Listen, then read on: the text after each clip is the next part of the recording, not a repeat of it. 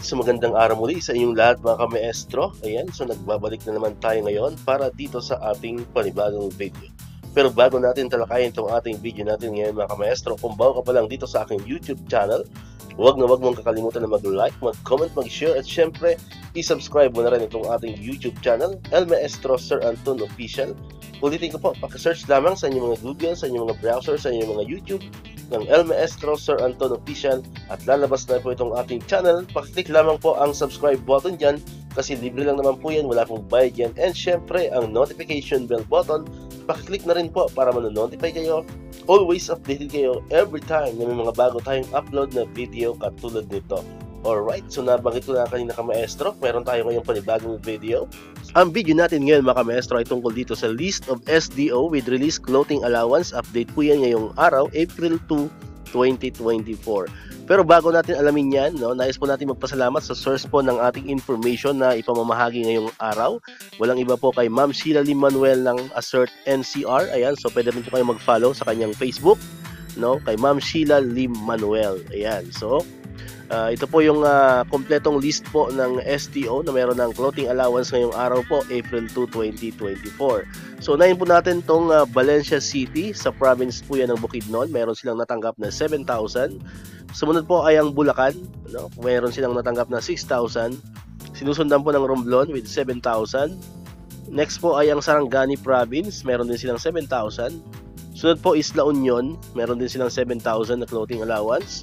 Next po is Malolos City sa Bulacan, meron din silang 7,000. Next po is Nueva Ecija, meron din silang 7,000. Next is Vigan City sa Ilocos Sur, meron din silang 7,000. Next is Zambales, meron silang 7,000.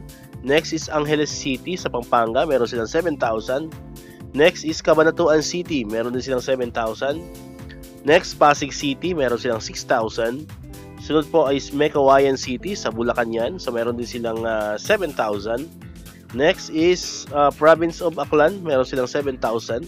At ang pinakahuli po ay ang namumula sa Valenzuela City na meron naman silang 6,000 pesos. Alright, so sa ngayon po, yan po yung kompletong list ng SDO na mayroon ng release or mayroon ng clothing allowance ngayong araw, April 2, 2024. Ayan, kung ang inyong pong SDO ay hindi pa nababanggit, wala pa yan sa mga lista na yan, abang-abang lang po kayo.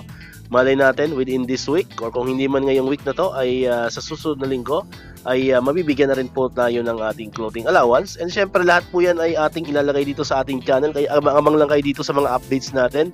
Kaya kung hindi ka pa nakakapag-subscribe, ay subscribe ka na, para ikaw yung unang makapanood, ikaw yung unang magiging updated pag mayroon tayong mga latest na balita dito sa clothing allowance tungkol sa PBB, sa lahat ng mga bonuses ng mga teachers. So lahat po yan ay ginagawa natin ng video at nilalagay natin dito sa ating YouTube channel. Alright? So, maraming salamat sa inyong panonood at pakikinig. Once again, El Maestro. See you on my next vlog. Bye-bye!